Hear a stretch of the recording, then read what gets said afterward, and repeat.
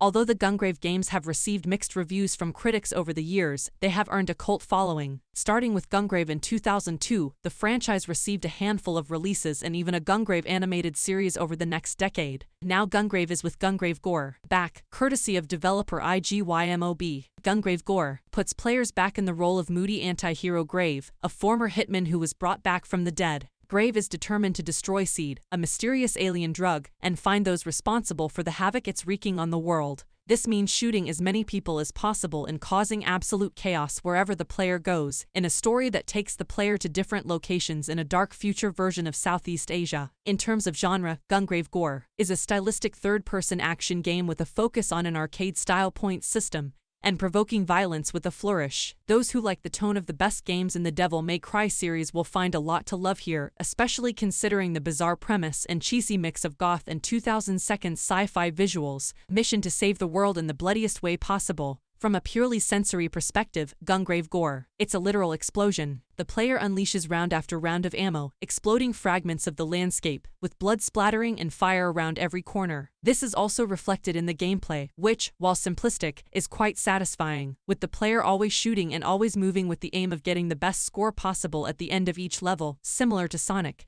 This also carries over into the game's soundtrack, which for the most part is a strong mix of techno and industrial. It fits well into the ridiculous mood, playing on the sharpness of his mood and adding intensity to the battle. However, there are some awkwardnesses, especially when it comes to switching between sections or jumping in and out of battle, which can be a bit annoying. Gungrave G.O.R.E. has leveling system that allows the player to help build his own version of Grave. This means they can put more emphasis on damage, melee power, or unlock new special moves, which is a nice touch. It's still relatively restrictive, and the choices you have to make are often obvious. You get more special shots and increase the damage dealt by regular shots for maximum enjoyment, but it still adds something to the experience. Where Gungrave G.O.R.E. begins to fall is in the moments of his performance. There's a lack of finesse compared to peers like Bayonetta and Devil May Cry, with movement feeling awkward and occasionally the action feeling a bit repetitive. This problem is at its worst when there are sections of the game that require a bit more athletic movement than Grave can really handle, and those moments fall pretty flat compared to his usual SH-tick. Character is also extremely important in these types of explosive action games, and this is another area where Gungrave G.O.R.E. Grave fights may look like it, part the Crow's top dollar, part El Mariachi, but it's more of a blank slate. It lacks impact compared to the strong characters of Dante